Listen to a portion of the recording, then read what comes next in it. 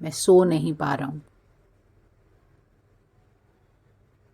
मैं सो नहीं पा रहा हूँ। जी हाँ, सुबह जब मेरी आँख खुली तो करीब 6:30-7 बज रहे थे। मैंने सबको फ़ोन खड़खड़ाए, जिन जिन को मैं जानती थी, जहाँ जहाँ जिन जिन से बात करती थी, उन सबको मैंने बताया कि ऐसा ऐसा हुआ और मुझे घबराहट हो रही है। मुझे ना बहुत अजीब सी बेचैनी हो गई थी। मुझे लगा बाके बिहारी बुला रहे हैं, उनको नींद नहीं आ रही है, उनको नींद आनी ज़रूरी है। मैं इतनी जल्दी जा नहीं पाऊँगी तो कैसे उन तक मदद पहुँचाऊँ।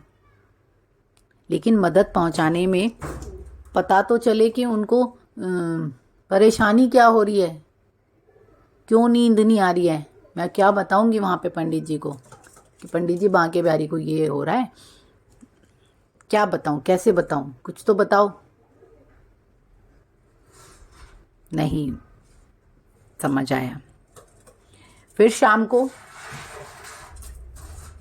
ना जाने क्या भाव जगा के मन मेरा बोल रहा है तकिए चाहिए उन्हें, पिलो, पिलो चाहिए, 7 पिलो, 7 पिलो चाहिए बाके बिहारी जी को।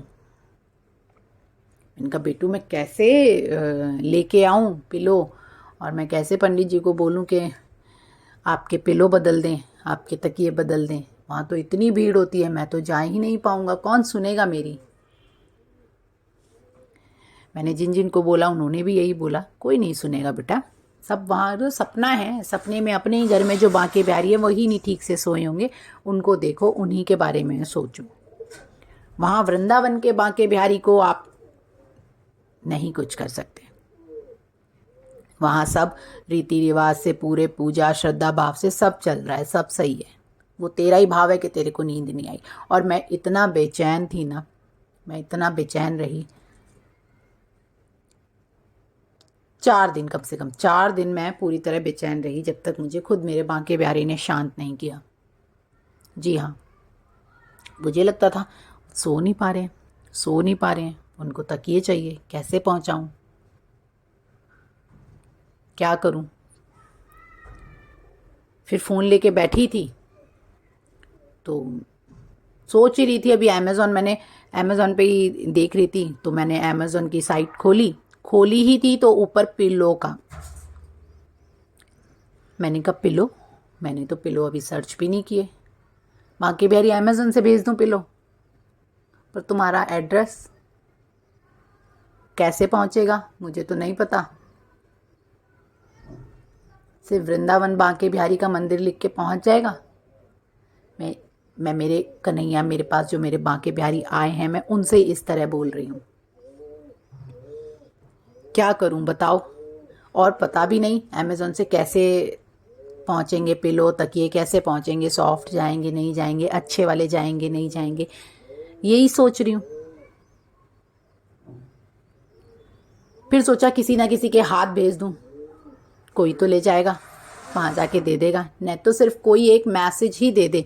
कितनी देर तक तो मैं कोई एक ऐसा नंबर ढूंढ रही थी कि जो बिल्कुल बाके बिहारी मंदिर में रहते हों, या वहीं के हों, या वहाँ रहते हों आसपास वृंदावन में, जो जाके मेरे बाके बिहारी को 7 तकिए दे दें, 7 पिलोज दे दें, मैं पेमेंट कर दूंगी।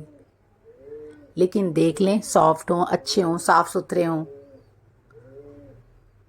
ये मन में भाव। और समझ में नहीं आ रहा था कि चलो मैं वो देख लेंगे, सॉफ्ट हैं, अच्छे हैं, लेकिन मैं किसको बोलूं। मैं तो किसी को नहीं जानती, वृंदावन में नहीं जानती, किसको बोलूं। ऐसे कैसे किसी भी अजनबी को बोल दूं। वो भी कहेगा पागल, सपने में आए, दिख गए, ठीक है, क्योंकि मैंने जिसको बताया सबने मुझे यही बोला कि वो भगवान हैं, उन्हें अगर मदद चाहिए होगी तो वो खुद बोल देंगे। वहाँ सब इतने पंडित हैं वहाँ के, उनके वहाँ सब जो रहते हैं, जो पूजा पाठ करते हैं, उनको दर्शन दे के उनको बोल देंगे और वो सब अपना अरेंजमेंट कर लेंगे। वो भगवान है, वो सब कुछ करने वाले हैं, तेरे से मदद क्यों मांगेंगे। जानते हैं इस जवाब से मेरे मन को संतुष्टि ही नहीं हो रही थी।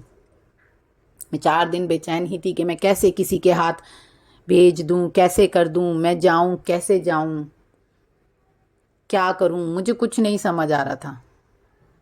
मैं इनको बोल रही थी तो मैंने ये बात पुष्पा दी को भी बताई। उन्होंने बोला बेटा तूने जिन जिन को बोला उन्होंने क्या बोला? मैंने कहा दी उन्होंने तो बोला भगवान जी हैं अपने आप कर लेंगे, और कोई मेरी बात नहीं मानेगा वहाँ पे। मेरी बात क्यों मानेगा कोई?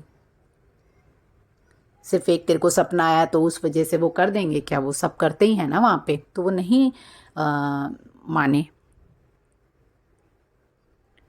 कहते हाँ बेटा कोई बात नहीं, वो भगवान हैं, वो कर लेंगे, वो खुद सारा कुछ करने वाले हैं, तू उन्हीं को ही बोल, बस उन्हीं से प्रार्थना कर। ये मुझे पुष्पा दी ने बोला। तो मैंने कहा ठीक है दी, वैसे भी मैं अभी जा नहीं सकती, ये मेरे बांके बिहारी भी बहुत अच्छे से जानते हैं और उन्हें मेरे से ही चाहिए, मैं ही दूं जाके तकिए। तो जिस दिन मैं जाऊंगी, जिस दिन ये मेरे को लेके जाएंगे बांके बिहारी अपने वृंदावन बांके बिहारी मंदिर में, तब मैं आके उन्हें वो 7 तकिए ज़रूर दूंगी। मैं जब भी बांके बिहारी मंदिर जाऊंगी तो मैं 7 तकिए लेके जाऊंगी। मेरे बांके बिहारी को वो तकिए मैं दूंगी, लेकिन तब तक बेटा प्लीज़ यहीं सो जाओ, मेरे पास ही सो जाओ। यहाँ पे अरेंज कर देती हूँ, यहाँ पे सो मेरे बांके बिहारी, परेशान ना होना, यहाँ सो जाओ मेरे पास। अब तुम जब चाहोगे, तुम जब लेने आओगे, सारा अरेंजमेंट तुम्हें ही करना पड़ेगा। कैसे जाना है, ये बाहर का सब माहौल देखा है कैसा चल रहा है, तो ये सब सही करो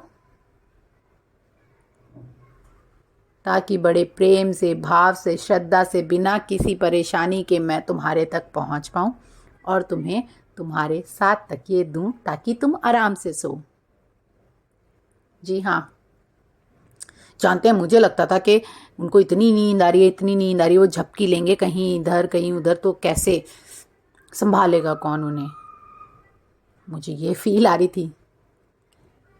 और मेरे बांके बिहारी से 4 दिन मैं इतना परेशान हो के ये बोलती रही उस सपने को, तो उन्होंने मुझे जो दर्शन दिए थे वो पूरे किए।